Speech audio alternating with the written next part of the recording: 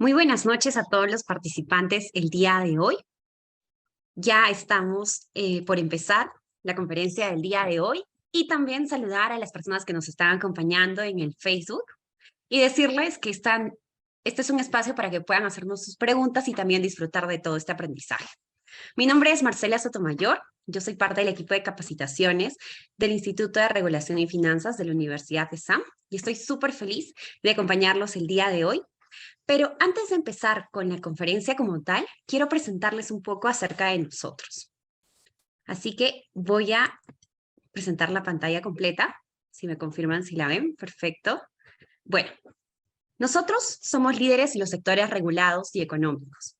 Tenemos 20 años de trayectoria en capacitación y consultoría empresarial. Contamos con más de 10.000 profesionales que se capacitan con nuestros programas de alta especialización, más de 250 instituciones públicas y privadas atendidas en consultorías especializadas, más de 50 asesorías económicas financieras realizadas, más de 20 valorizaciones de activos y empresas, y también contamos con más de 50 empresas del sector público y privado que realizan sus capacitaciones a través de nuestros servicios. Y la gran pregunta que nos hacemos es, ¿qué tipo de servicios ofrecemos nosotros? Primero, ofrecemos la consultoría empresarial, donde brindamos soporte en el desarrollo y fortalecimiento de las instituciones públicas y privadas a nivel nacional e internacional, a través de asesorías altamente especializadas en temas económicos, financieros, regulatorios y legales, ya sea en temas de APPs y proyectos en activos, consultoría de negocios, regulación y asesoría legal. Otro de nuestros servicios son las capacitaciones especializadas en los diferentes sectores regulados y económicos con un enfoque en el sector público a ejecutivos profesionales. Del mismo modo, ofrecemos programas educativos a la medida para empresas del sector privado e instituciones públicas, ya sea en temas de agua y saneamiento, banca y finanzas, minería, salud médica, entre otros, como ustedes pueden ver en la pantalla. Y bueno, para enterarse más de nosotros, los invitamos a que nos visiten en nuestras redes sociales. Estamos en Facebook, en Instagram, en LinkedIn y también contamos con una página web e-commerce donde pueden enterarse más acerca de todos los diplomas, las fechas de inicio, entre otras. Listo. Bueno, entonces para ya dar pase a la presentación como tal, voy a dejar de compartir pantalla y vamos a empezar a proyectar la conferencia que tenemos el día de hoy. La conferencia que tenemos el día de hoy se llama Estrategias y desafíos de la gestión del agua en las actividades mineras en el Perú, y esto está a cargo del profesor Ángel Espinar. Él es jefe de sostenibilidad ambiental y recursos hídricos de la compañía de minas Buenaventura S.A. Con ustedes, un fuerte aplauso para el profesor. Adelante, profesor. Gracias, Marcela. Unos aplausos virtuales. Está muy bien.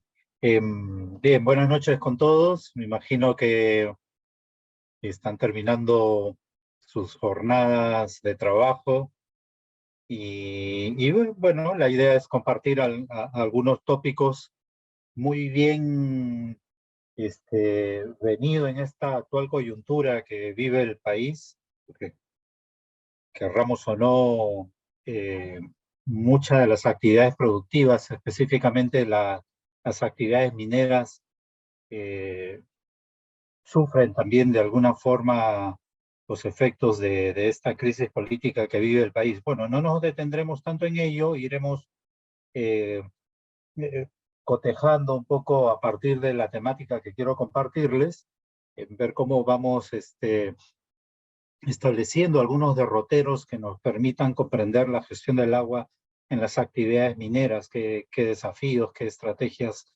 claves son importantes hoy en día, ¿no? Voy a compartir mi pantalla.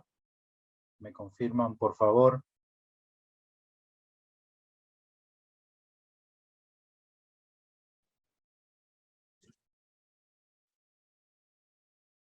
Ya se logra visualizar, profe. ¿Sí? Muy bien. Solo faltaría la parte de compartir como presentación. Ah, verdad. ¿Ahora sí? Sí, perfecto. Muy bien. Bueno, ya Marcela les señaló un poco los propósitos que tiene el FRIESAM, el cual forma parte este diplomado de especialización. Yo voy a avanzar, bueno, no voy a redundar en las presentaciones que ya Marcela adelantó. Entonces voy directamente a compartir esta temática que la he titulado Estrategias y desafíos de la gestión del agua en las actividades mineras en el Perú. Quiero más o menos enfocarme en tres campos eh, en torno a esta temática. Una primera, sí, abordar cómo está la actividad minera en general, cuáles son sus aportes a la vida económica y social del país. Y luego entrar específicamente en todo el contexto hídrico que tenemos a nivel nacional e ir abordando ya luego específicamente algunas estrategias que considero son fundamentales para trabajar una adecuada gestión del agua en los entornos de las operaciones mineras y específicamente en las propias actividades que tenemos en este tipo de operaciones, ¿no? Entonces, una primera cuestión, son algunos datos que me gustaría nada más reiterar, ya muy conocidos seguro por todos ustedes, y, y, y tiene que ver con lo que somos como país en términos de actividad productiva y específicamente como actividad extractiva. Todavía, y a pesar de que esta infografía del CIES del 2018 remarca fundamentalmente que el Perú es un país minero. Es innegable esta realidad que tenemos en nuestro país por la larga data en la historia productiva que ha tenido el país respecto a los minerales. Uno puede retrotraer, digamos, una lectura interesante de lo que ha implicado los minerales en la historia peruana, y seguro nos vamos a encontrar, ¿no es cierto?, desde el mundo prehispano hasta el incanato, una serie de desarrollos importantes que ha tenido y la significancia que ha tenido los minerales para nuestro país, ¿no? Hoy en día, por lo tanto, es innegable eh, que podamos no dejar de reconocer que somos un país minero, por más que no se ha hecho explícito en todas sus magnitudes esta relevancia. Y uno puede cotejarlo sobre todo en las contribuciones que tiene la actividad minera para el desarrollo del país. O sea, pongámonos a pensar nada más, nosotros como actividad minera contribuimos con el 10% del PBI. En años anteriores, el PBI minero ha llegado a tener una contribución casi del 15%. Hoy en día nos estamos moviendo en el orden del 10%. Somos el primer país en Latinoamérica en producción de oro, zinc, estaño y plomo. A nivel mundial, el segundo país en producción de plata, el sexto, y nos hemos ido moviendo en producción de oro, en términos competitivos con otros países en los primeros puestos. Hoy somos el segundo país productor de cobre a nivel internacional. Sin embargo, ¿no es cierto?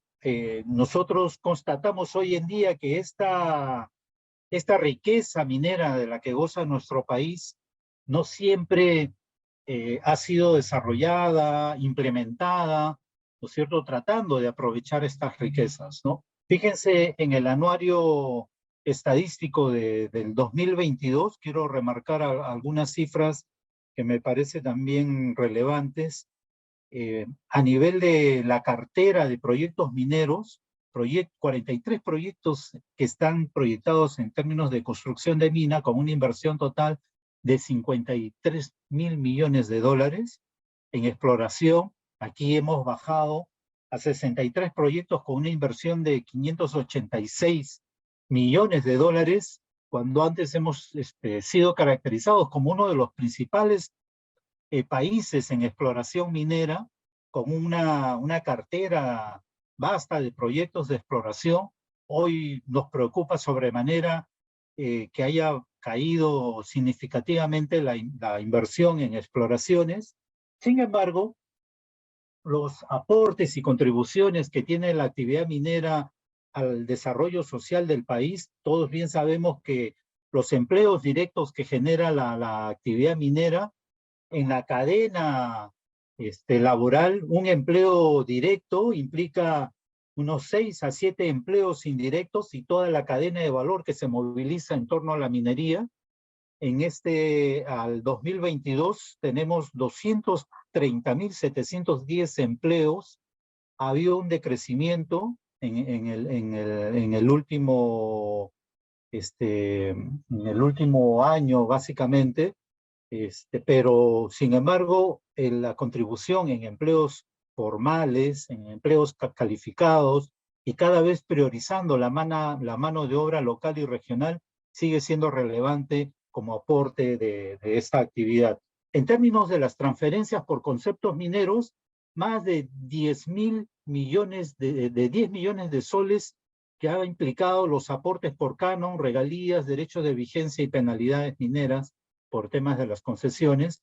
O sea, no deja de ser totalmente significativo el aporte que tiene la actividad minera al desarrollo. Sin embargo, todos somos conscientes que estas contribuciones no siempre son eficientemente empleadas, ¿no es cierto?, en el conjunto de transferencias que se hacen a nivel de gobiernos regionales, provinciales y distritales, inclusive a nivel de los aportes que significa a las universidades para efectos de investigación. Es muy poco lo que se logra en las universidades nacionales en términos de aprovechamiento de estos recursos que son transferidos para beneficio de estas entidades, ¿no? Lo importante es destacar los aportes crecientes que tiene la actividad minera. Leyendo el diario hoy en día nada más, uno observa cómo de todas las contribuciones de las actividades o de las recaudaciones que tiene los gobiernos subnacionales, las capacidades de gastos siguen siendo preocupantes, ¿no? Gobiernos regionales y locales que han terminado sus gestiones y con devoluciones prácticamente al fisco de grandes porcentajes de dineros no invertidos a favor del desarrollo de las localidades, de la población, y que hoy en día uno dice, bueno, uno entiende los reclamos que tienen determinados sectores del país, en el sur del país, ¿no es cierto?, por derechos o beneficios sociales que no llegan de un Estado que cada vez es más fallido para atender a las necesidades de estas poblaciones. Sin embargo, no podemos decir que no hay recursos. Los recursos están ahí, ¿no? El tema son las eficiencias del gasto que tenemos en estas instancias de gobierno nacional o subnacional, ¿no? Eh, Les comparto, fíjense, hace pocos años, un grupo de actores del Estado vinculados a la actividad minera, del Ministerio de Energía y Minas, de sociedad civil, de empresas mineras, de la academia, se conformó este Centro de Convergencias y Buenas Prácticas Minero-Energéticas. He tenido la suerte de participar en este centro, se denominaba RIMAI, porque la idea era conversar. RIMAI significa eso, sentarnos a conversar de qué visión de la minería queríamos al 2030, ¿no? Entonces, la propuesta de este grupo, ¿no?, bastante diverso, en torno a qué minería queremos hacia el 2030, fue plasmada en esa frase como propuesta de visión, ¿no? Al 2030, la minería en el Perú es una minería inclusiva, ¿no?, que puede tener capacidades para integrar social, ambiental y territorialmente a la población de los entornos de estas actividades en un marco de buena gobernanza y desarrollo sostenible. Se ha consolidado como una actividad competitiva, innovadora y goza de la valoración de toda la sociedad. De esta aspiración al 2030, uno puede decir, oye, ¿cuánto estamos caminando, cuánto hemos caminado para poder arribar al 2030 con determinados logros de esta visión?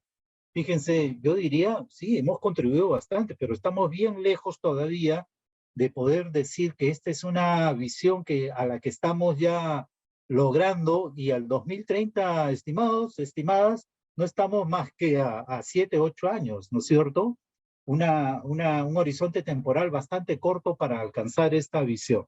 Sin embargo, es la pretensión que tiene el sector minero en términos consensuados, concertados, con todos aquellos actores que de alguna u otra forma tienen un relacionamiento o aporte a la actividad minera, ¿no? Esa visión se traduce básicamente en una minería que es inclusiva en términos sociales y territoriales. Hoy en día, a nosotros también como operadores mineros, titulares mineros, nos queda claro que tenemos que pensar en una contribución más allá del canon, más allá de las transferencias que se hacen a través de los impuestos, a cómo pensar en aportes al desarrollo de las localidades, pero de la mano con el gobierno nacional, con los gobiernos subnacionales, llámese el gobierno regional o los gobiernos locales. O sea, hay que pensar el territorio específicamente ahí donde está emplazada la actividad minera para ver las sinergias de oportunidad que hay respecto a esta inclusión y esta integración. Definitivamente una minería que sea ambientalmente sostenible. Yo les comparto, específicamente estoy involucrado en términos directos en temas de sostenibilidad ya desde el año pasado, por encargo corporativo. Tengo en la empresa donde laboro estas nuevas responsabilidades que va asumiendo la empresa minera y en general, o sea, todas las empresas mineras, para incorporar estos criterios que se denominan ESG, Environmental, Social and Governance, ¿no es cierto? ¿Por qué? Porque las minerías tienen que entender, las actividades mineras tienen que entenderse a sí mismas como actividades sostenibles, ¿no? Es más, los inversionistas, y ustedes saben muy bien que la inversión en la actividad minera es una inversión de alto riesgo y una inversión que tarda tiempo desde que se plantea un proyecto de exploración hasta que logra desarrollarse una operación minera. Entonces, los inversionistas cada vez exigen, ¿no es cierto?, que los titulares mineros cumplan con esos indicadores de sostenibilidad.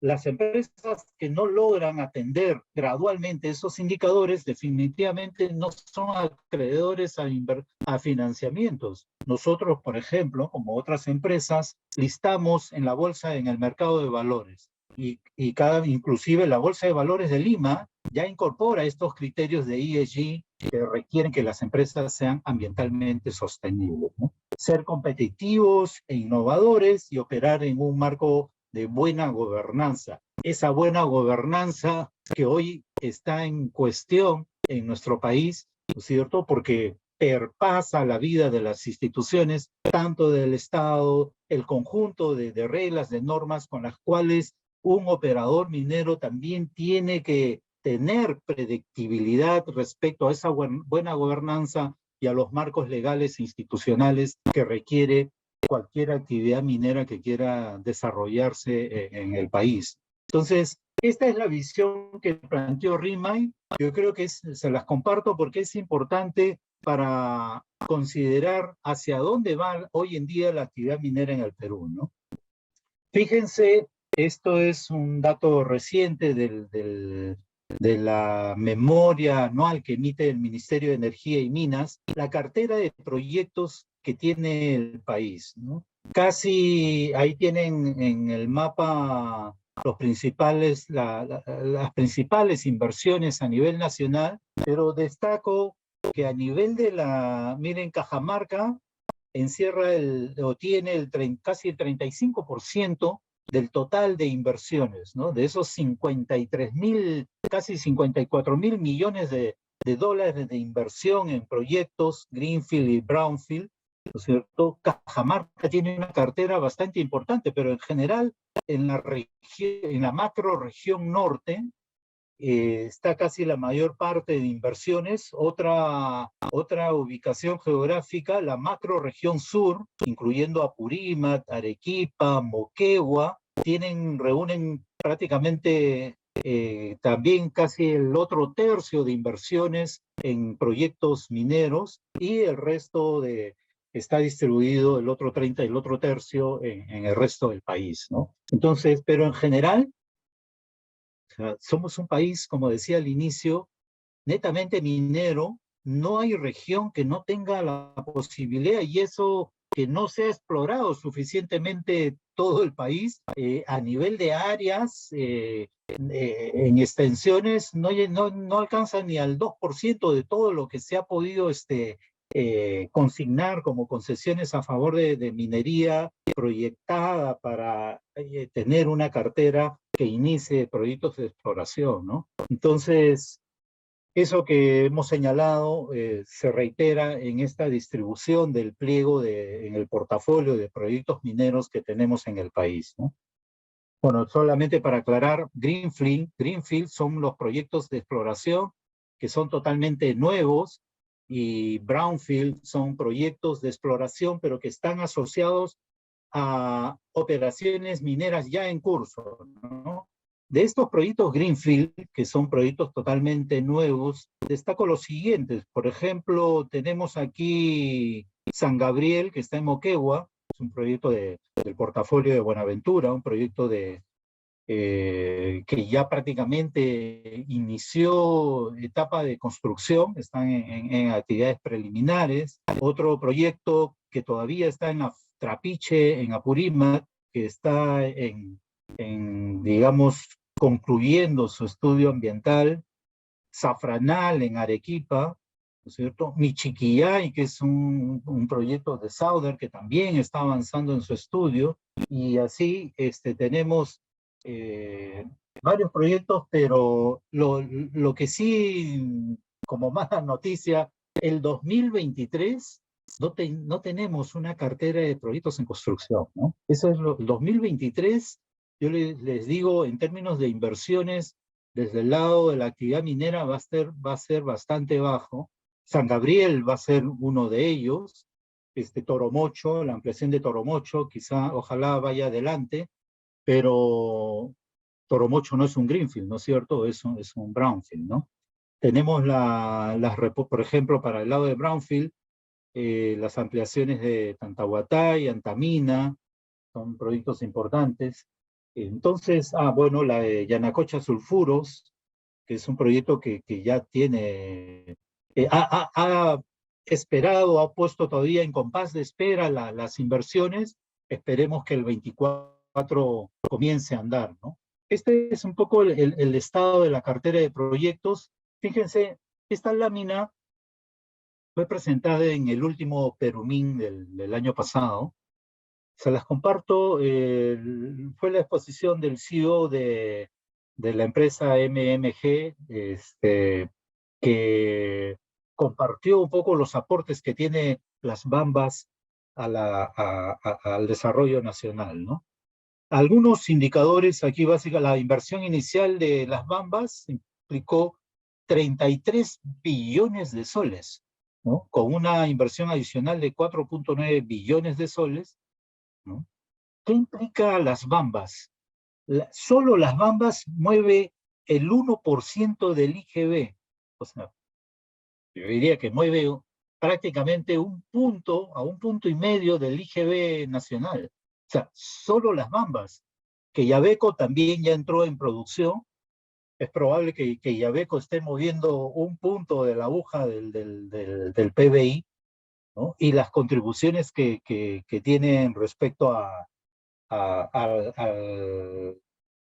la región Apurímac, que quiero destacarlas aquí, ¿no? Fíjense en esta lámina. Esto es el PBI de regional.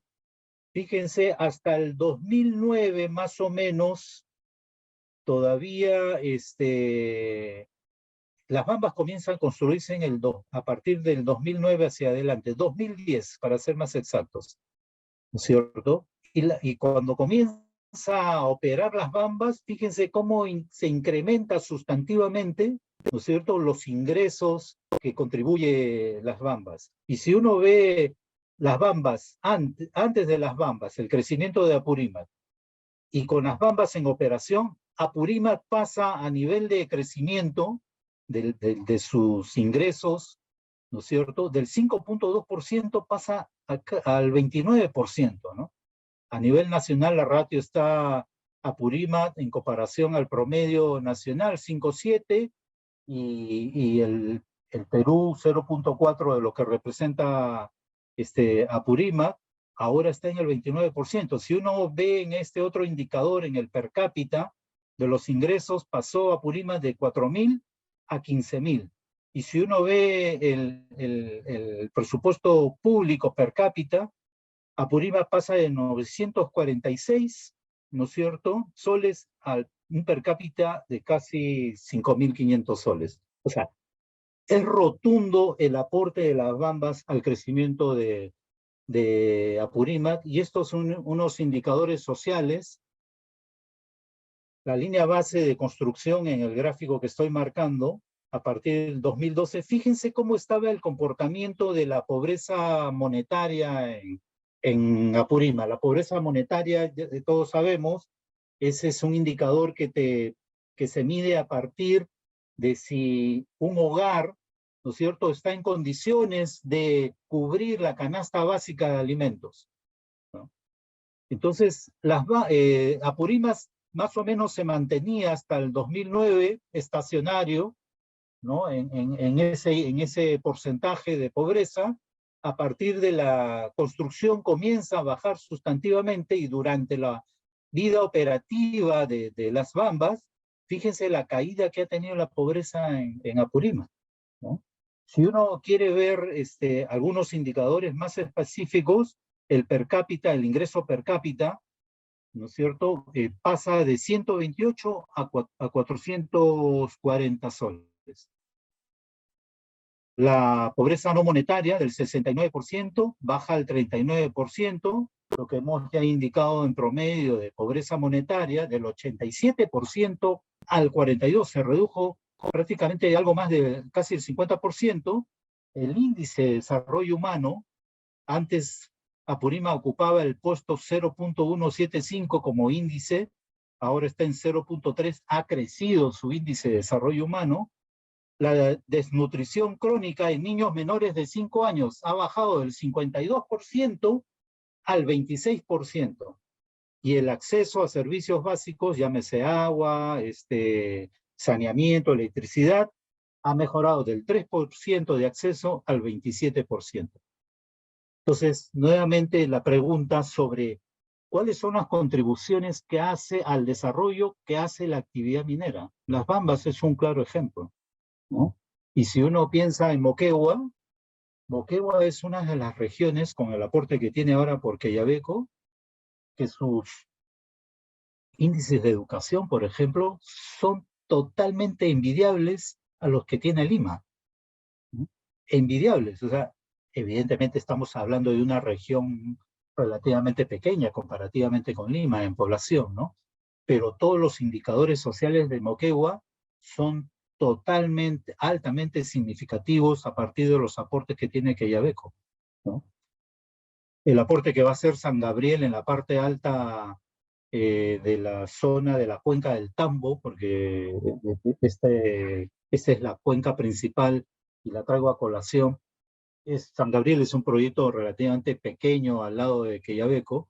Sin embargo, en la parte baja de esta cuenca tenemos un proyecto grande como Tía María, que está estañado, está ahí parado totalmente por temas sociales, y a pesar de que en términos de recursos hídricos, Tía María no va a usar ninguna gota de agua de la que toman los agricultores.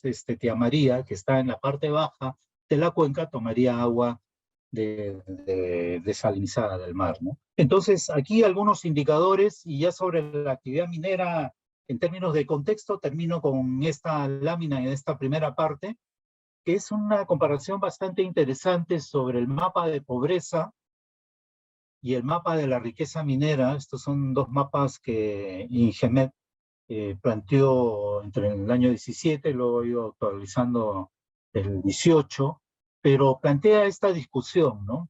¿Cómo resolvemos la pobreza en el país y alcanzamos el desarrollo para todos?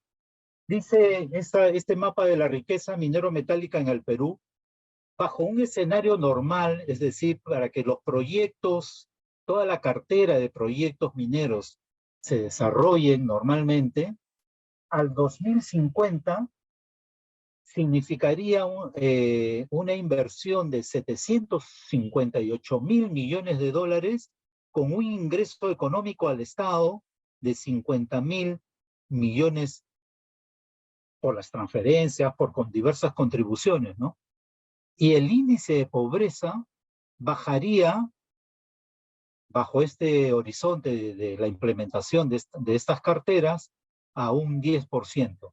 Yo más bien me he atrevido a pensar que si se ejecutasen toda la cartera de proyectos, los potenciales proyectos que tiene el Perú en el rubro minero, yo creo que bajo una gestión adecuada de los recursos de estas contribuciones, tendríamos una reducción, una superación de la pobreza bastante significativa, ¿no? Fíjense en los tiempos que estábamos antes del periodo de pandemia, se había reducido la pobreza al 20%, ¿no? La pandemia evidentemente nos trajo una reducción en los ingresos por un mal manejo tal vez de lo que implicaba el manejo de los cordones sanitarios, porque ustedes saben, la actividad minera pues es en los campamentos mineros es una actividad cautiva, ¿no es cierto? No quita que no podían contagiarse, hemos tenido casos de contagio por el COVID-19 en campamentos mineros, pero los controles pues son mucho más cerrados que los que se ha tenido o hemos experimentado a nivel nacional. ¿Qué ha pasado con la pobreza hoy en día? Y peor todavía con este último año y medio en el país, la pobreza está bordeando ya casi el 30% nuevamente. El 30%, ¿no? Entonces, el país ha retrocedido en términos de lo que ha venido siendo el manejo, la reducción de la pobreza en las regiones principalmente donde es más sentido, son población más vulnerable, que sigue siendo carente de acceso a los servicios, a los beneficios, a la presencia del Estado, y que buena parte de esa población es la que está marchando en las calles de Lima y está manifestándose en las diversas regiones del país, ¿no es cierto? Esa es la realidad. Evidentemente esas manifestaciones están empañadas también de otro tipo de situaciones violentas o de generación de anomia y de anarquía en el país, totalmente politizados, pero a donde quería ir finalmente es que la contribución de la minería, y cuando digo contribución, no estoy diciendo que la minería va a ser la única actividad que va a salvar al país, pero va a contribuir significativamente en generación de empleo, en generación de divisas, en condiciones de desarrollo territorial que debe ser cada vez mayor, ¿no? Y apuntarse cada vez más a que las comunidades de las áreas de influencia deben alcanzar mejores condiciones de vida, ¿no? Para poder ser un país integrado, un país cada vez más sostenible, ¿no? Eso en los aportes de la actividad minera, y ahora quiero entrar ya bajo ese contexto un poco de lo que ocurre respecto a la gestión del agua, ¿no? Si por ahora hubiera alguna pregunta, por favor pueden ir formulándolas en el chat, las puedo ir respondiendo, igual al final vamos a tener un espacio para ello, ¿no? Entonces quiero destacar, esta es otra información que yo siempre destaco y tiene que ver con la situación de los recursos hídricos en el país, ¿no? Fíjense, a nivel nacional, nosotros hidrográficamente estamos distribuidos en tres grandes vertientes: la vertiente del Pacífico, la vertiente del Amazonas, que hídricamente es la que más agua tiene, y la vertiente del Titicaca, ¿no es cierto?, muy concentrada en el sur. Pero lo que tenemos es una distribución bastante asimétrica del agua en el Perú, ¿no? La mayor concentración del agua, el 74%, está prácticamente en la vertiente amazónica, y lo que tenemos a nivel de la vertiente costera, la del Pacífico, básicamente el 22% de la disponibilidad del agua está ahí donde está concentrada la mayor población. En la vertiente del Pacífico está concentrada el 65% de la población. Es cierto también que la principal infraestructura hidráulica está desarrollada en la vertiente del Pacífico, muy poco todavía en la zona andina que pertenece a la vertiente amazónica, ¿no? En términos de oferta hídrica, somos el 8º país con más agua a nivel mundial. Casi 2 millones de hectómetros cúbicos año, esa es la oferta de agua. O sea, agua no falta en el Perú. Lo que falta es, ¿no es cierto?, un uso eficiente, falta infraestructura para aprovechar el agua en temporadas de lluvias, de avenidas, y en términos de las demandas, también se da esta simetría cuando uno la piensa en términos de eficiencia, ¿no?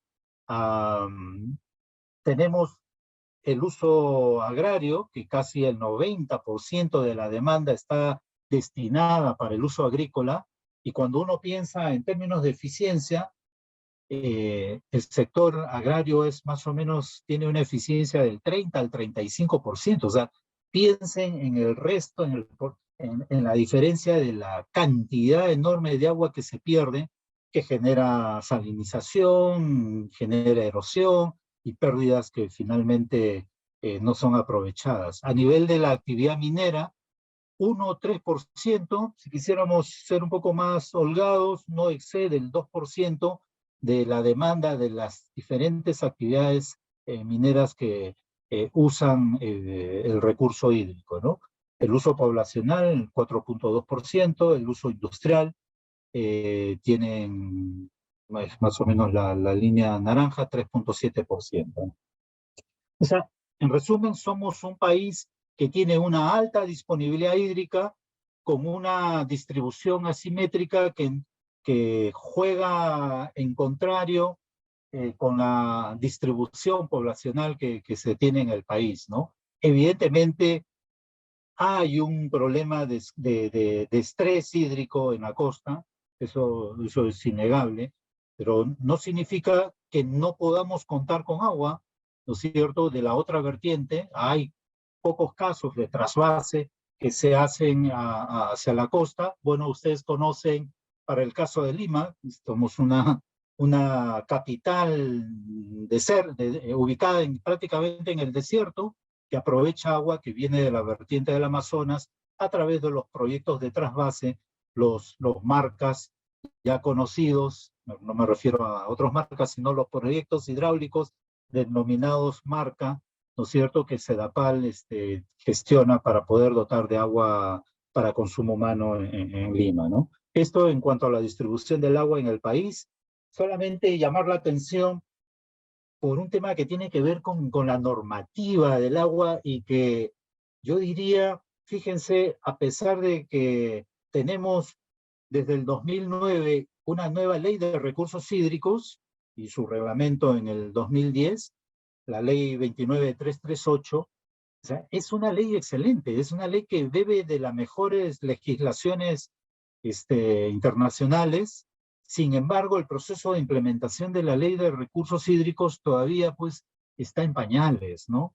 Y no dejas de ser deficitaria en términos de la mentalidad, de las percepciones, de los imaginarios que hay en los usuarios, el modo en que se ha manejado el agua antiguamente, ¿no?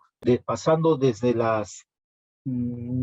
el modo colonial en que se comprendió el uso, la distribución del recurso hídrico. O sea, fíjense, o sea, nosotros somos un país que ha tenido un manejo en la época del incanato y anterior al incanato, un manejo altamente eficiente del recurso agua, ¿no? infraestructura hidráulica que ha podido manejar, ¿no es cierto?, una geografía bastante complicada y sin embargo se pudo lograr bajo determinados mecanismos que se han ido perdiendo en el tiempo. Por ahí quedan todavía algunas expresiones, pero que la legislación colonial prácticamente no tomó en cuenta. Y fíjense que luego la legislación de aguas, ¿qué trajo? Por ejemplo, se hacía dueño del agua aquel que era dueño de un territorio determinado y el agua pasaba por su predio. En la colonia así era el derecho de uso de agua. Tú tenías, y cada vez había una acumulación de la tierra, y el agua pasaba por tu predio, tú eras dueño de esa agua. El resto para el uso de los que quedaban, para el uso de la población indígena, y el uso del agua durante el día para, para los titulares de estas tierras y en la noche para que lo use la población indígena. Luego ya en el 1902 se instala el Código de Aguas, que básicamente termina bebiendo de la legislación española, ¿no es cierto? Hace algunos manejos nuevos respecto al agua, ya se instala un cuerpo técnico de ingenieros de aguas, se crea una dirección de aguas y agricultura años después, pero este código de aguas no trajo cambios sustantivos hasta la época del gobierno militar en el año 1969, con la reforma agraria que se decreta la Ley General de Aguas, ¿no? La Ley 1752, que prácticamente enajena, ¿no es cierto?, las grandes tenencias de tierras y establece una nueva legislación de agua, pero también con un corte netamente agrarista. Ese corte agrarista que trae la Ley General de Aguas no nos ha abandonado hasta ahora. Cuando uno piensa en la autoridad estatal que tiene que implementar la Ley de Recursos Hídricos, esa autoridad todavía sigue siendo deficitaria de este corte agrarista que tiene el manejo de las aguas en las cuencas del país. Podemos tener una ley moderna que te dice que la gestión integrada de los recursos hídricos, que tiene que ser por cuencas, que tiene que ser participativa, que la cultura del agua. Sin embargo, no hemos caminado todavía en los casi 15 años de vida institucional que tiene la Autoridad Nacional del Agua, ¿no es cierto?, muy influenciada todavía por este corte agrarista, porque cuando uno piensa, ¿dónde está adherida la Autoridad de Aguas? Está adherida al Ministerio de Agricultura, ¿no es cierto? Y el Ministerio de Agricultura tiene que velar por los temas agrarios en general y del uso del agua con corte agrarista. Entonces, hay un sesgo sectorial del que todavía no nos desprendemos, por más que la Ley de Recursos Hídricos tenga un corte multisectorial, ¿no?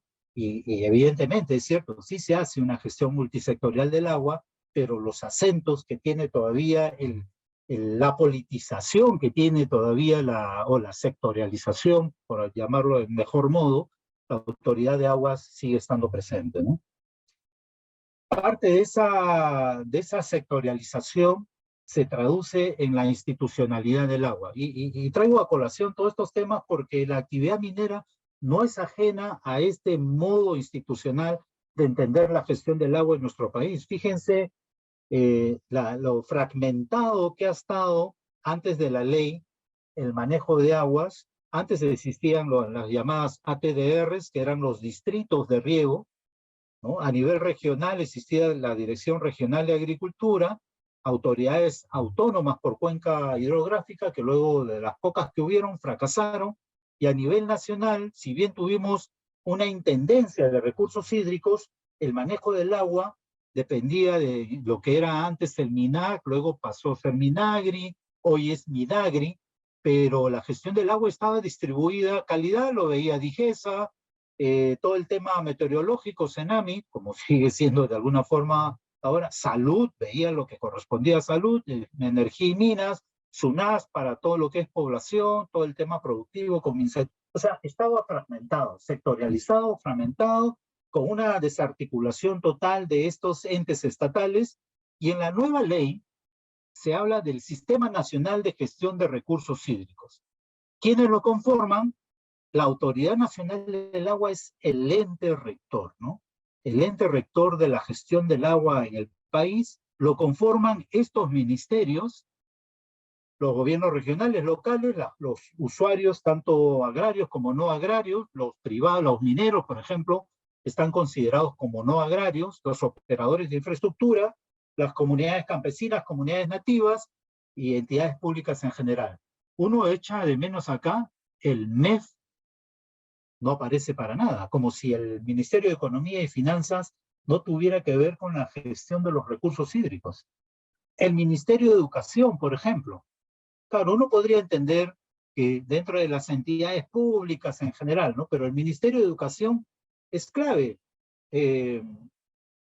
para poder insertar en la currícula nacional la importancia del agua. ¿Cuánto ha costado y sigue costando que se incorpore en la currícula transversalmente la importancia de la gestión del agua para que pueda formarse, educarse a todos los niveles primarios, secundarios? Pero ese es un tema en el que el Ministerio de Educación debe intervenir directamente y sin embargo no forma parte del sistema nacional. Este tema del sistema nacional todavía sigue siendo una entelequia, es decir, un ideal, porque este sistema nacional, estimados, no funciona en la práctica, ¿no? Muy de vez en cuando hay iniciativas para que se reúnan las diversas entidades, pero eso es muy esporádico, ¿no? Eso que uno piensa, la institucionalidad del agua, tiene su reflejo cuando el titular minero tiene que tratar los asuntos que conciernen a los permisos, por ejemplo, y dice, y bueno, ¿y dónde abordo yo mis temas? Con el ANA puedo conversar, pero ahora hay otros actores que entran en el Sistema Nacional de Evaluación Ambiental de los proyectos de inversión minera, llámese SENACE o el propio Ministerio de Energía y Minas, y resulta que los niveles de articulación respecto a las evaluaciones de las inversiones mineras siguen teniendo un nivel todavía por afianzar, ¿no? A nivel de las cuencas hidrográficas, esto es importante porque si el ANA determinó si la gestión del agua tiene que hacerse por cuencas, es decir, por unidades hidrográficas, el ANA delimitó 159 unidades hidrográficas, es decir, 159 cuencas a nivel nacional, ¿no? Pero hacer la gestión en estas 159 cuencas es lo que está costando, ¿no? Evidentemente es impensable que se pueda ir desarrollando la gestión en cada unidad hidrográfica. Lo que ha hecho o ha avanzado la autoridad es a demarcar jurisdiccionalmente, mientras el mapa de las 159 son cuencas hidrográficas, a nivel de la autoridad lo que tenemos son 14 autoridades administrativas del agua que se encargan de estas 159 cuencas a través de 72 administraciones locales de agua, ¿no? Que están insertas dentro de estas 14 llamadas AAAs, ¿no? Entonces, traigo a colación este tema de la institucionalidad del agua respecto a estas unidades hidrográficas y las demarcaciones jurisdiccionales de la gestión del agua, porque un proyecto minero se sitúa en una cuenca hidrográfica. Sin embargo, a veces se sitúa en más de una unidad hidrográfica. Por ejemplo, un proyecto que luego les voy a compartir, el proyecto, la unidad minera Tantahuatay comparte la unidad hidrográfica el Chotano Yaucano con el Chancay Lambayeque, aquí en el norte. Acá tienen el Chancay Lambayeque y acá el Chotano Yaucano, justo en la divisoria de dos unidades hidrográficas, ¿no? Pero, sin embargo, los permisos uno los tiene que tratar a nivel de esta institucionalidad, a nivel de un ala en específico y a nivel de una triple donde está situada esa ala, ¿no? Entonces, y con la complejidad procedimental que tiene el poder tener un permiso en los tiempos administrativos que tiene un trámite documentario o un trámite único de procedimiento administrativo, el TUPA, que está asignado en la en la página web de la autoridad o de cada AAA. Entonces, para que nos demos cuenta de la complejidad que tenemos que afrontar con esta nueva institucionalidad del agua en el Perú, ¿no? Además, esa institucionalidad ha tenido otro desarrollo mucho más específico y por eso colocaba la complejidad que tiene las 159 unidades hidrográficas. Gracias, desde el 2010, más o menos, el Estado peruano, a través de la Autoridad Nacional del Agua y el Ministerio de Agricultura, en convenio con el Banco Mundial y el BID, establecieron un programa de modernización de los recursos hídricos en el Perú, priorizando estas cuencas, la cuenca Tumbes, la Chira-Piura, Chancay-Lambayeque, Chancay-Huaral, Quilca-Chili en Arequipa, Caplina-Locumba, que comparte Tacna, parte de Puno, ¿no? Y Arequipa. Esas cuencas fueron priorizadas para modernizar la gestión del agua en el país. Es decir, hubo endeudamiento del Estado peruano, de cada uno de los peruanos, porque nosotros pagamos como ciudadanos esa deuda, para ver que la gestión del agua alcance criterios de modernización. Y uno de los mecanismos de esa institucionalidad fue la instalación de los consejos de recursos hídricos de Cuenca. ¿Qué son los consejos de recursos hídricos de Cuenca? Son espacios de coordinación, de concertación y de planificación entre estos actores que forman parte de la cuenca. Quien les habla es un consejero, un integrante del Consejo de la Cuenca Chancay-Lambayeque, representando los usos no agrarios, es decir, el uso acá, los no agrarios, que aglutina al uso minero, el uso industrial, el uso piscícola, energético. Antes aglutinaba el uso poblacional, ahora el uso poblacional ya tiene una representación ya autónoma, ¿no? Y si ustedes se darán cuenta, oye, yo como minero, ¿cómo puedo representar al energético, al piscícola, al industrial? O sea, en un territorio que es complejo, y creo que el modelo todavía de institucionalidad que hay en el país con estos consejos amerita revisarse, porque quieran o no, si bien es una buena oportunidad, un buen mecanismo para que las actividades mineras se involucren en estos procesos, sin embargo, todavía en el país requiere mayores revisiones para alcanzar un buen grado de participación de los diversos actores involucrados, incluidos los titulares mineros que están ubicados en estas cuencas respectivas, ¿no? A nivel de estos procesos, ustedes tienen en Caplina-Locumba, por ejemplo, Sauder participa en esa cuenca. A nivel de Quilca-Chili, Cerro Verde participa con representación en esa cuenca. Ya les compartí acá nosotros por la minera Coimolache, en el Chancay-Lambayeque. Se está implementando el proceso a nivel de la cuenca del Mantaro, ¿no? En el Mantaro, la unidad minera de la que forma parte de la cartera Buenaventura, participa el Brocal y la unidad Pulcani por Huancavelica, porque eso es un consejo de cuenca interregional, ¿no?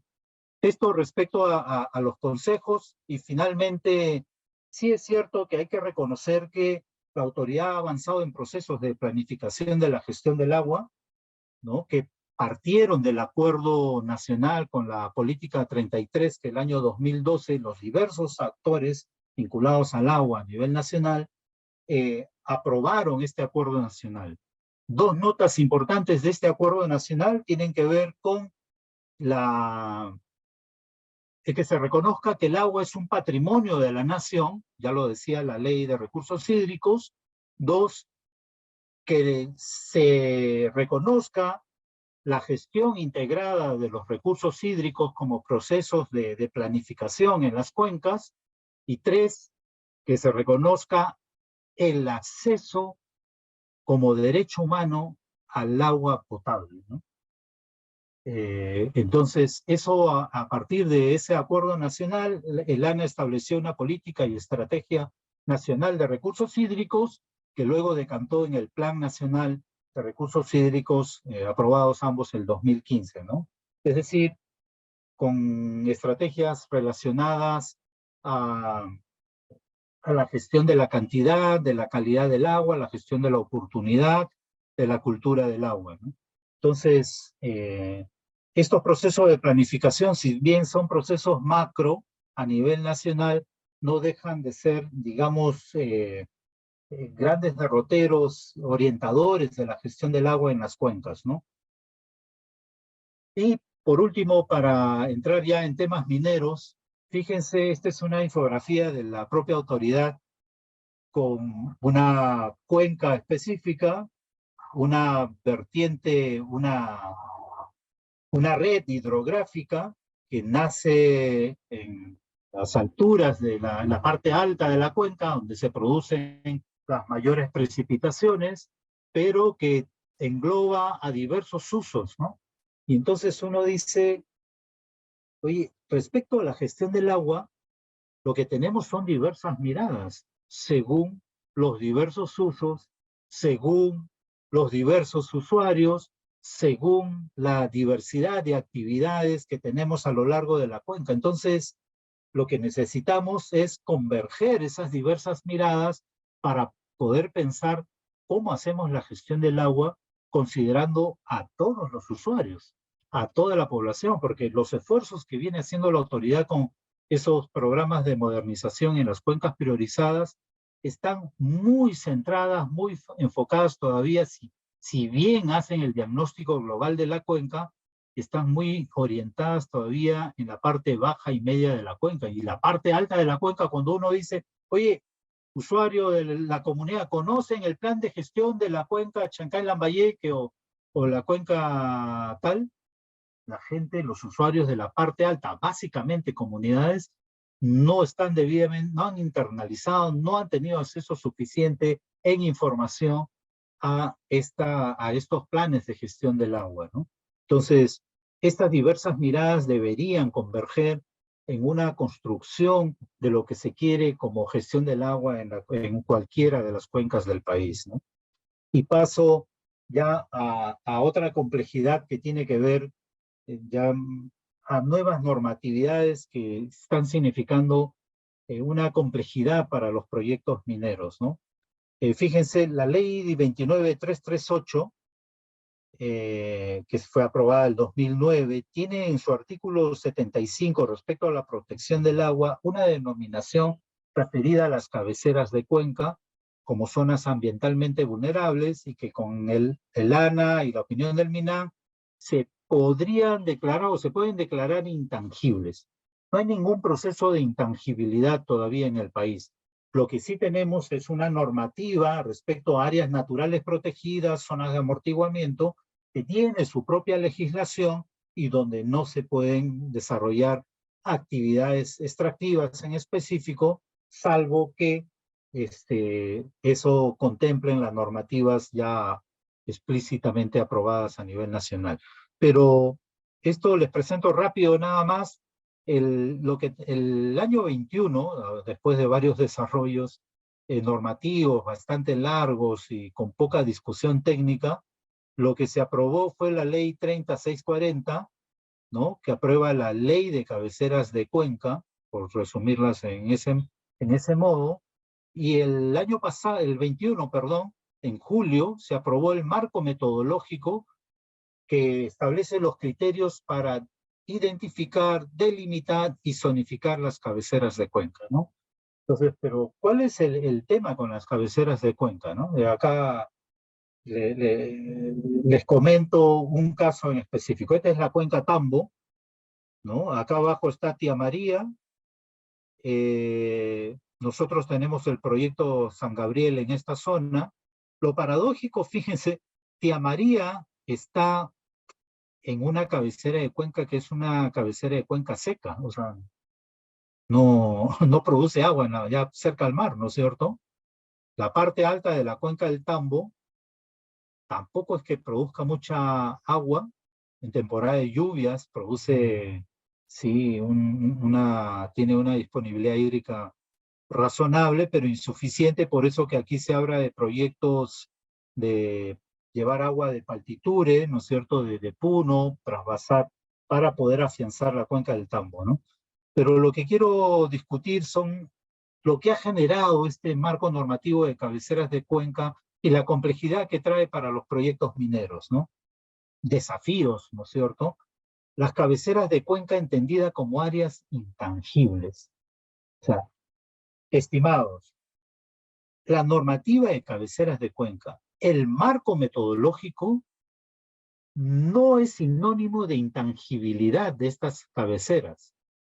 El marco metodológico lo que establece básicamente son criterios para delimitar esas cabeceras y plantear, una vez que se tenga la normativa de análisis de vulnerabilidad de las cuencas, que el titular de cualquier proyecto de inversión, sea industrial, sea ganadero, agrícola, minero, etcétera, energético, plantee las medidas especiales de protección de esas fuentes de agua o de esas denominadas cabeceras de cuenca. Pero no es sinónimo de intangibilidad, ¿no? ¿Qué es lo que ocurre, no es cierto, en frente a nuevos proyectos de inversión que la gente asocia inmediatamente, y ese es el discurso que se ha vendido, que las cabeceras de cuenca deben ser o son intangibles? Eso es totalmente incorrecto, ¿no? Por eso que se usa como mecanismo para paralizar actividades extractivas. Les comparto, nosotros tenemos un par de proyectos en la zona, en Arequipa, en la provincia de Carilloma, entre el Colca y el Alto Apurima. Tenemos dos proyectos, sin embargo venimos conversando con las autoridades, con las comunidades, porque esos proyectos de exploración, y hemos sido bastante respetuosos, que cuentan ya con los permisos para explorar. Sin embargo, hubo los llamados frentes de defensa que decían, no, esos proyectos están en cabecera de cuenca. Probablemente estén en cabeceras de cuenca, pero la normativa de cabeceras de cuenca están orientadas a proyectos de inversión de impactos altos y no de proyectos de exploración, porque todos bien sabemos, un proyecto de exploración está orientado a estudiar, a investigar si hay reservas de mineral en una zona determinada. Y un proyecto de inversión es prácticamente una hipótesis a probar, ¿no es cierto?, que puede resultar como no puede resultar. Hace poco acabamos de determinar actividades a fines del año pasado de un proyecto que estaba muy próximo, fíjense lo paradójico, muy próximo de la mina Apumayo en el sur de Ayacucho, que fue incendiada por agitadores. Nosotros veníamos trabajando con ese proyecto de exploración con dos comunidades con las que teníamos excelentes relaciones, con las cuales implementamos monitoreos participativos con estas poblaciones. Lamentablemente, esas plataformas, esos proyectos de exploración no dieron los resultados esperados y estamos terminando de cumplir con los cierres de ese proyecto de exploración. La población nos agradeció sobremanera el haber trabajado con ellas, con mucha tristeza, porque nos teníamos que retirar, pero así es la inversión. Sin embargo, es una inversión económica que no dio resultados, ¿no? Entonces, pero tenemos otros casos donde hay proyectos de exploración que son cuestionados por estas mal llamadas cabeceras de cuenca, ¿no? Entonces, están en estos tiempos, yo diría, propiciando la gestación de conflictos por estas denominadas cabeceras de cuenca. Y valgan verdades, somos, yo no sé si el único país que tiene este tipo de legislación, porque en otros países uno no identifica estas normas denominadas cabeceras de cuenca como han sido aprobados aquí en el país, ¿no? Entonces, se interpreta que las cabeceras de cuenca deben prohibir usar el agua. Para aquellos proyectos que ya cuentan con licencias o permisos de agua deben anularse, o si ya tienen autorizaciones de vertimiento también deberían anularse. O sea, son interpretaciones inadecuadas de esta nueva normativa que todavía no está completa porque le falta al Estado desarrollar el análisis de vulnerabilidad, pero así ya llevamos varios años y socialmente, en términos de percepciones, sí está significando una complejidad y generación de conflictos. Esta información en torno a los conflictos vinculados al agua, fíjense, la data de la Defensoría del Pueblo, y ya creo que me quedan nada más los últimos 10 minutos, o no más de 15, fíjense, el 66% de conflictos a diciembre del 22 están relacionados a la actividad minera. De un total de 107, 71 casos de conflictos activos, ¿no? Esta es la estadística de la Defensoría del Pueblo. Evidentemente, yo creo que es medianamente confiable esta estadística, pero el año 2015 la misma Defensoría hizo un estudio de conflictos vinculados a recursos hídricos y el 67% de estos conflictos están relacionados a la calidad del agua, es decir, a temas de afectación de la calidad, contaminación del agua, ¿no? El otro está relacionado al 19 a temas de oportunidad, es decir, a concurrencia o disputas por el uso del agua entre usuarios comunales o agrarios y otros usos distintos, ¿no? Y 11% respecto a temas de cantidad, ¿no? Si en los usos del agua restan los usos de determinados usuarios, ¿no? Pero este es el tema de los... No vamos a negar que los conflictos por recursos hídricos están presentes y la actividad minera principalmente está relacionada en términos ambientales a orígenes de estos conflictos, ¿no? Hay que más bien seguir estos casos y ver cuánto en intensidad o en escala de conflicto van pasando, ¿no es cierto?, de estados críticos a estados manejables o cuentan con instancias de diálogo. En los casos que les he compartido, esos proyectos tienen instancias de diálogo, no están en conflicto todavía, sino en temas de diálogo, de conversaciones para darle viabilidad a los proyectos mineros, ¿no? Entonces nos defrontamos con conflictos que significan riesgos a la gobernanza del agua, como la OCDE del 2021 definió como este conjunto de reglas, de arreglos, de acuerdos que se establece entre la entidad pública del Estado y los diversos usuarios del agua, ¿no? Y que tienen que ver con la institucionalidad del agua, de cuán sólida o frágil es nuestra institucionalidad del agua, con las políticas que promueven una adecuada gestión del agua, con los usos eficientes o no eficientes, o las disputas que hay respecto al uso del agua o a la calidad de estas, ¿no? Entonces, la gobernanza del agua es un indicador para el OCDE para ver si nos reconocen al Perú como un país que califica para ser un país OCDE, ¿no? Y todavía en estos indicadores necesitamos avanzar. Este último periodo, bueno, estos 2 últimos años, el último quinquenio, yo creo que en términos de gobernanza hemos venido decayendo cada vez más, ¿no? ¿Y por qué?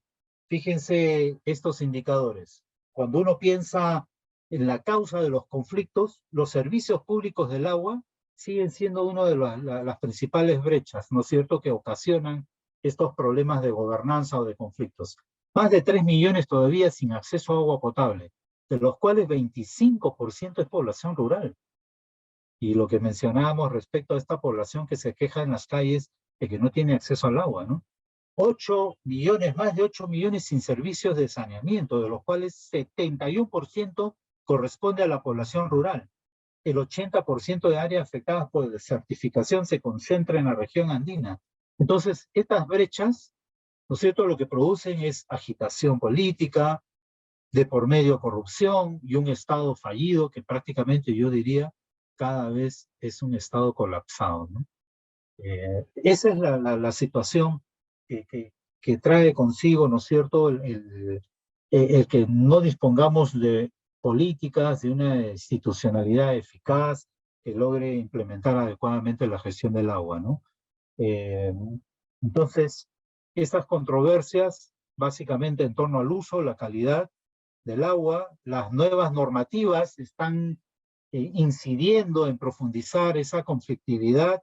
Entonces hace falta corregir, enmendar, ¿no es cierto?, pasar de una gestión que resuelve las cosas de modo inmediatistas a pensar con mayor eficacia cuál es la cultura del agua que queremos, qué régimen legal debe acompañar, qué institucionalidad, cuál es el legado que queremos dejar, cómo configurar, ¿no es cierto?, políticamente el manejo del agua y el desarrollo del país en estos términos, ¿no?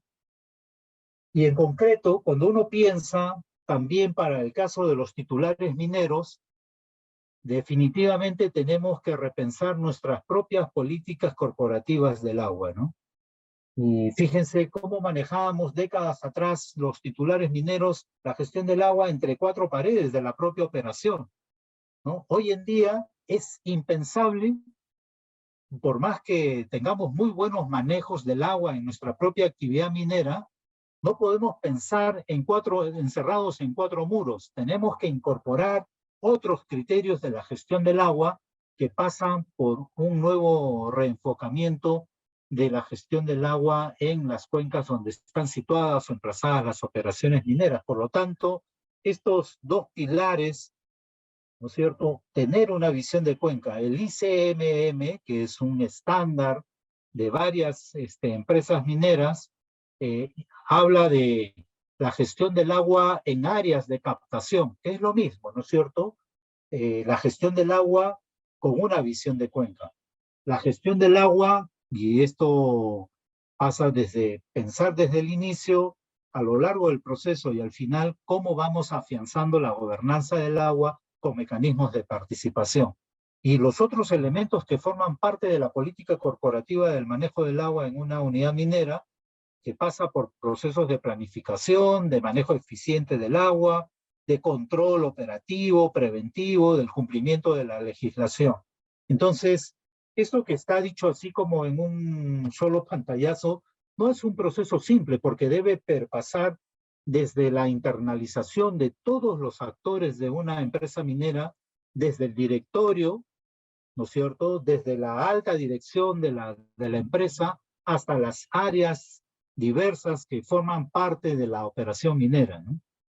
El área ambiental no es el único responsable de un adecuado y eficiente manejo del agua. No es una atribución exclusiva del área ambiental, ni del área comunitario ver el área de relaciones comunitarias ver los temas de participación. O sea, atraviesa las responsabilidades de todas las áreas operativas, desde la alta dirección hasta las áreas que hacen el manejo operativo del agua, ¿no? Se me cambió el modo de presentación. Estos son algunas estrategias. Hablaba de una captación sostenible del agua, de manejar las escorrentías, del uso en los procesos productivos. Fíjense, este es un caso que recientemente lo hemos implementado para propósitos de manejo de separación de aguas de contacto, de no contacto en una operación de tajo abierto, llamamos Raincoat. Este es un componente minero. Ustedes saben que en los componentes mineros, debido a la alta precipitación que se produce y a las que están expuestos los componentes mineros, se produce infiltración y se generan aguas ácidas, ¿no es cierto?, que tienen que ser captadas y llevadas al tratamiento. Sin embargo, venimos implementando estos Raincoat. Este es el pad de lisiviación de la unidad minera Tantahuatay. El Raincoat es esta cobertura con geomembrana, y ustedes ven acá la foto real a la derecha, que permite, ¿no es cierto?, con estas coberturas separar escorrentías limpias que son derivadas al ambiente, con lo cual dejamos de tratar agua, y en esta unidad operativa les digo aproximadamente el costo unitario de agua ácida tratada son $5 por metro cúbico. Y acá estamos dejando de tratar algo, es diferente el agua que se aporta al medio ambiente, pero algo de 150.000 metros cúbicos aproximadamente que dejamos de tratar por año. Esta cobertura se paga en 2 años prácticamente la inversión, pero es una estrategia de manejo del agua en el entorno minero, ¿no es cierto? Raincoat le denominamos, ¿no? Y las otras estrategias están asociadas a la calidad del agua, al tratamiento de los efluentes para cumplir con los LMPs, para manejar las descargas o vertimientos cumpliendo los secas. Aquí tenemos todo un desafío grande con las operaciones mineras porque nuestra principal tarea es asegurar el tratamiento y la devolución en buena calidad al ambiente de todos los efluentes. No hay agua que no deba dejar de ser tratada, pero ustedes entiendan también que la actividad minera tiene un ciclo de vida, ¿no es cierto?, que termina en el cierre, en el postcierre. Lo que no podemos y tenemos que buscar tecnologías que permitan no arrastrar o no amarrarnos a un tratamiento perpetuo de los efluentes, ¿no? Entonces, hay que pensar el tratamiento desde el inicio con los estudios de geoquímica adecuados en el tiempo, porque se va transformando en términos de calidad estos efluentes conforme se va profundizando en la mina o se va haciendo las ampliaciones respectivas, ¿no? Este es otro tema bastante interesante, nuevo evidentemente, que hay que vincularlo a la innovación, y tiene que ver la relación entre agua y suelo en relación al cierre de minas, ¿no? Este es un proyecto de innovación que tenemos en una de nuestras unidades en el norte, que le llamamos Tecnosoles. En las minas de España ha sido una experiencia interesante donde intervienen edafólogos que estudian bastante el suelo y cuáles son las mejores coberturas, aprovechando, digamos, las especies naturales que hay en la zona para ir reduciendo la infiltración, ir controlando los pHs. Y si ustedes se dan cuenta, miren, el pH de este componente ya en cierre ha ido manteniéndose casi estable. Lo interesante también es que el porcentaje de evapotranspiración es mayor, con lo cual se reduce la infiltración y la escorrentía, el runoff, ¿no es cierto?, se incrementa sustantivamente, con lo cual la generación de aguas ácidas en estos componentes en cierre es cada vez menor, ¿no? Pero hay que pensar este binomio agua-suelo, ¿no es cierto?, como un desafío para ver cómo recreamos, reinventamos estas coberturas que sirvan para el cierre, el postcierre de estos componentes mineros, ¿no? Esto es un antes, un después en esta unidad. Y finalmente, ya voy cerrando acá, estos son mecanismos de participación con los monitoreos que me parece son fundamentales para generar confianza en los entornos de la operación minera, ¿no? Estos son casos concretos que venimos desarrollando en varias de nuestras operaciones. Lo que les comenté de los consejos de cuenca, participar, involucrarse en esos consejos de cuenca, porque ahí nos juntamos con usuarios de agua que pueden ser contrarios y tener una visión negativa de la operación minera, pero en base a conversar, a informar adecuadamente, la gente va entendiendo que más aportamos en forma concertada, ¿no? Estos son temas ya últimos, con esto cierro. Herramientas digitales que permitan hacer una adecuada gestión del agua. Hemos implementado estos observatorios de aguas, que lo que hace es combinar el manejo del ArcGIS con información de los registros tanto de cantidad y de calidad de agua, que permita hacer una lectura histórica y predictiva de cómo es el comportamiento en términos de cantidad y calidad de agua, ¿no? Paso rápido, cómo te permite visualizar el espacio hidrográfico y los comportamientos a lo largo del tiempo. Lo venimos usando para el monitoreo participativo en alguna de nuestras unidades, y esto finalmente, siendo las 9, me he excedido creo en el tiempo, son algunas líneas que constituyen los desafíos de la gestión del agua, ¿no? Entonces, la minería definitivamente es un factor clave para el desarrollo del país, pero necesitamos todavía afianzar una política del Estado que desarrolle de modo integral estas inversiones en coordinación con los actores regionales, locales, ¿no es cierto? Porque ni solo contribuimos al desarrollo, pero necesitamos un Estado sólido que entienda y se comprometa con el desarrollo de estos territorios donde la actividad minera gatilla el desarrollo así velozmente, ¿no? Y la gestión del agua no es un recurso en disputa, hay que verla como una oportunidad para cerrar las brechas que ya hemos comentado y ver cómo va contribuyendo con los objetivos de desarrollo sostenible, ¿no? El tema de la eficiencia, de la protección de la calidad, bajo este nuevo marco de criterios de ESG, y finalmente contribuir con acciones transparentes que promuevan la participación de los ciudadanos de estos ámbitos en los ámbitos de influencia de la operación minera. Es lo que quería compartirles, estimados. Disculpen que me haya extendido con el tiempo, siendo las 9, y tal vez Marcela, no sé si no me he percatado de las preguntas. No, sí, profe, justo ahí vamos a aprovechar e invitar a todos los participantes a que puedan hacer las preguntas en el chat. Pero mientras formulan sus preguntas, vamos a aprovechar este tiempo para poder presentar el brochure del diploma. ¿Te parece? De acuerdo. Perfecto. Listo. Entonces, ¿me confirman si ven la pantalla?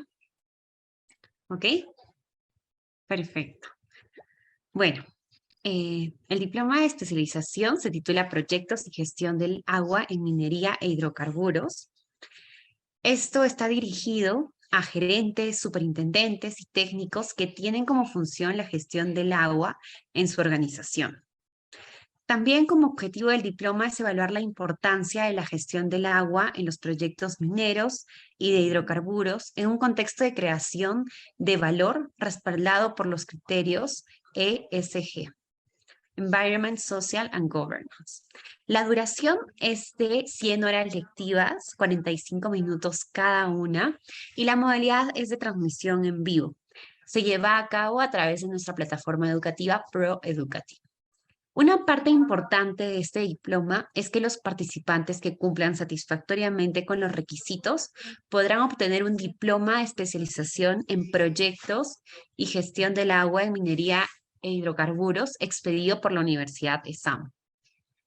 Para que puedan conocer un poquito más de la estructura curricular, tenemos marco legal, regulatorio e institucional de la gestión del agua en minería e hidrocarburos, gestión estratégica y corporativa del agua en minería e hidrocarburos, gestión operativa del agua en los proyectos mineros y de hidrocarburos, gestión del riesgo en las actividades mineras y de hidrocarburos, gestión de la sostenibilidad y responsabilidad social en los proyectos extractivos. Y la plana docente que nos va a estar acompañando está el abogado Julián Lee, el ingeniero Nilton Rivas, el magíster José de Pierola, el magíster Juan Castro y quien nos acompañó el día de hoy, el magíster Ángel Espinar. Los invitamos a todos a que puedan informarse más de este diploma para poder seguir aprendiendo y también llevarse una gran experiencia. Y bueno, también agradecemos a todas las personas que han participado de la transmisión en directo desde Facebook. Y ahora vamos a dar pase a las preguntas. ¿Sí? Así que si tienen alguna consulta, pueden levantar la mano, tener el micrófono para que ahí el magíster nos pueda ayudar con la respuesta. Muy bien, con confianza.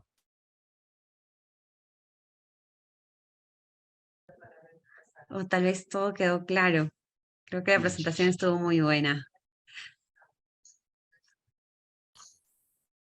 Hola, buenas noches. Hola, Bernard, adelante. ¿Qué tal? ¿Cómo está? ¿Cómo está, Ángel? ¿Qué tal? Buenas noches. La verdad, agradecerle por la exposición. Es una exposición donde se ha hecho una mirada general, ¿no? Referente al tema. Muy buena la información. Sin embargo, tengo quizá una duda, ¿no? ¿Cómo tratar los drenajes ácidos en una explotación minera, ¿no? O sea, ¿qué mecanismos hay y cuáles son los más recomendables? De acuerdo. Una estrategia clave que no te permite reducir es la separación de aguas que llamamos aguas de contacto, de no contacto, ¿no es cierto? O sea, las aguas ácidas son esas aguas de contacto que se ha producido entre el contacto entre la precipitación y los componentes mineros o las zonas mineralizadas, ¿no? Entonces, claro, es fundamental en los diseños, en la planificación de la propia mina, establecer las infraestructuras, ¿no es cierto?, que van a, en cada uno de los componentes que son generadores, que van a evitar o van a reducir esa separación, porque lo que va a precipitar sobre el componente definitivamente va a producir agua ácida, pero en el entorno del componente es posible los llamados canales de coronación. Eso te permiten reducir una cantidad de escorrentías que son derivadas directamente al ambiente, ¿no? Lo otro sí, mira, mala o buena experiencia, presento el caso de una de nuestras operaciones que inició con 500 ppm de hierro, y todos sabemos que los minerales de sulfuros, de hierro, pues son altamente generadores de aguas ácidas, ¿no? Que en contacto con el agua y el oxígeno te producen cantidades de aguas ácidas. Entonces, el tratamiento se diseñó con esos 500 ppm.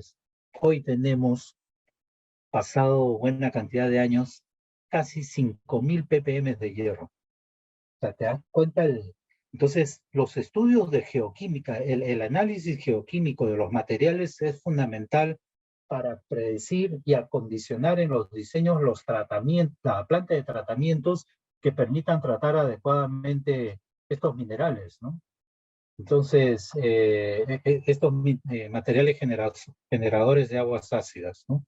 Entonces, no hay la fórmula todavía que te evite a 100% reducir las aguas ácidas. Igual vamos a tener que tratar.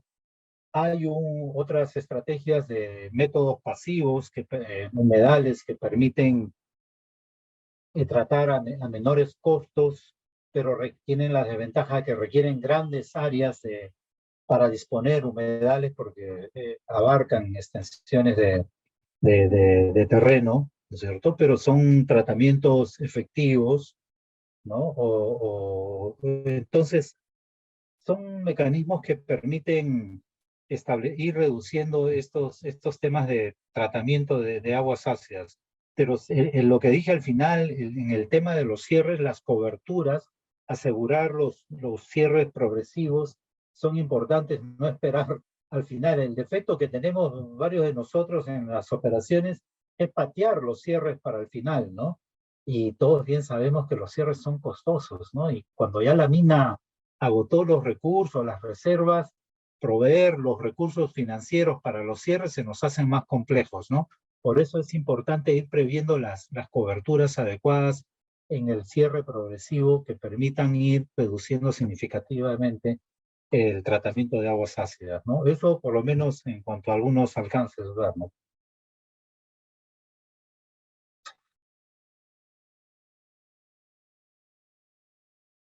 Muchas gracias, Magister. Entiendo que la pregunta ya está resuelta, ¿sí? Si no, ahí puede comentar participante Warner. Tengo otra pregunta que me llegó. Uy, creo que Nancy tenía otra pregunta. Acabo de ver que ya se actualizó. Adelante, Nancy, te escuchamos. Nancy, Ujú. ha escrito creo por el chat que...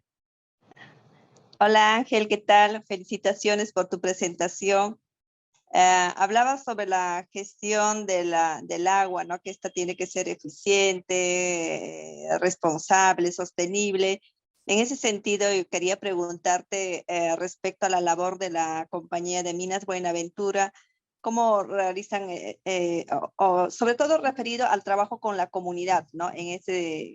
Sobre todo dado a los últimos conflictos que se han dado por el tema de agua, eh, ¿en qué consiste su labor o cómo es esa relación comunitaria que tienen para con la comunidad?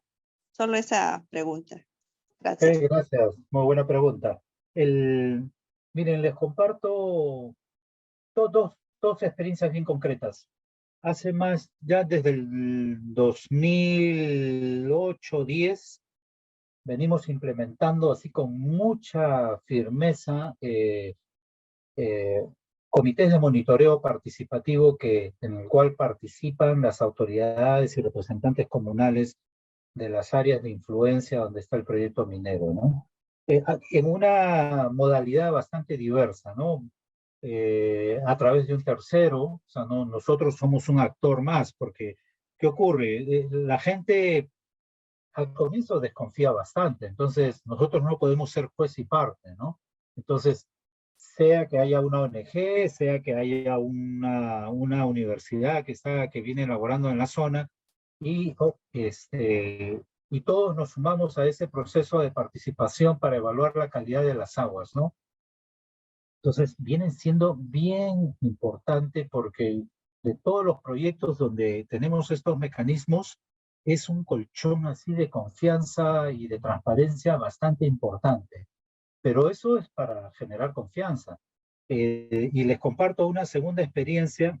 Y solamente en Orcopampa, que es una de nuestras unidades operativas en Arequipa, ese comité de monitoreo ganó el Premio Nacional de Cultura del Agua de la autoridad por la cantidad de años que venía implementando. Incluso la propia autoridad de aguas se vale de los resultados de monitoreo para ver cómo está la cuenca, que es parte de su responsabilidad. Y segundo, estamos trabajando en un proyecto que está ya en proceso. Hemos implementado una infraestructura de agua en el Valle del Colca, que yo diría es una ingeniería que desafía la naturaleza, ¿no?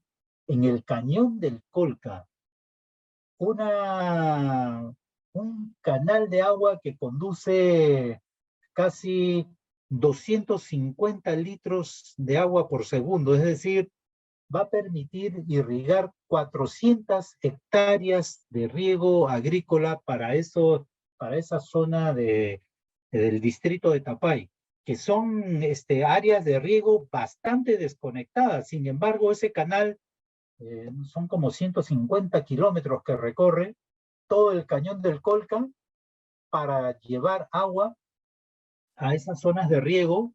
Y fíjense lo que ha pasado este último año en la temporada de lluvias. Hemos tenido lluvias en la sierra bastante retrasadas. Hemos vivido una sequía bastante complicada, aparte de que no había ni lluvia, ¿no es cierto? Sin embargo, esa zona, gracias a que el canal se pudo terminar a tiempo, se ha podido abastecer de agua, mientras otras zonas que no disponen de infraestructura hidráulica están padeciendo la sequía. Está comenzando a llover intermitentemente. Sin embargo, esas áreas de mejora que vienen siendo irrigadas con este canal, están pudiendo realmente alcanzar sus cosechas, porque ahí producen bastante palta, son zonas productoras de palta y de frutales, ¿no? Pero ese asocio entre la minería y la agricultura es fundamental, y el relacionamiento con las comunidades con esos propósitos, fundamental. Y bueno, hay una diversidad de temas que el área de relaciones comunitarias trabaja en el campo de la educación, de la salud, de la comercialización de productos, etcétera, en la que quienes trabajan en algunas empresas mineras saben muy bien, cada empresa desarrolla su política de responsabilidad social en esos términos, ¿no? Pero en agua, específicamente eso. Creo que Elizabeth levantó la mano. Así, muy buenas noches a todos. Ante todo, felicitarlo por su excelente ponencia al ingeniero Ángel. Mi consulta viene en este caso considerando que se ha tocado temas muy importantes, como por ejemplo que en mayor parte las lluvias ácidas a veces no han sido tratados, ¿no? Tal vez sí hay algunas medidas de protección ambiental que se podría implementar tal vez a largo plazo, o si hay participación también en este caso, como se dice, tal vez hay apoyo por parte del Estado o las juntas de usuarios. Quisiéramos saber el tema. Gracias.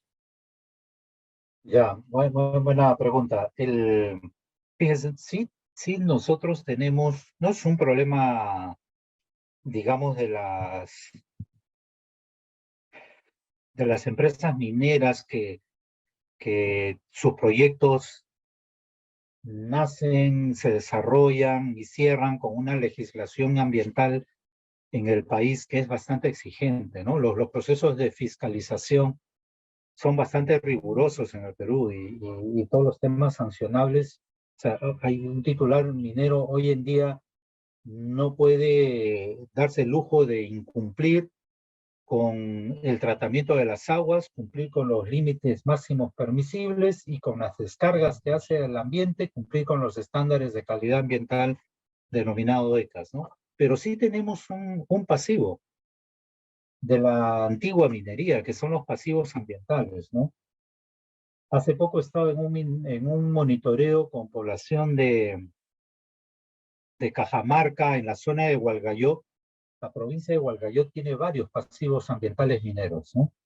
Uno de ellos es la minera antigua San Nicolás, que incluso luego fue operado por la propia comunidad, por los propios comuneros, sin ningún manejo, pues, ambiental, técnico adecuado, ¿no? Entonces, es una pena porque uno ve la Bocamina, cómo drena aguas ácidas y va directamente al río, y aguas abajo la población usa esas aguas para los riegos y la bebida de animales, ¿no? Esas son aguas ácidas, pero no son las aguas ácidas de un proyecto minero moderno aprobado bajo la legislación ambiental. Son los pasivos ambientales que el Estado tiene que atender. Entonces, pero en el que la actividad también actual, la actividad minera actual puede y debe contribuir, ¿no?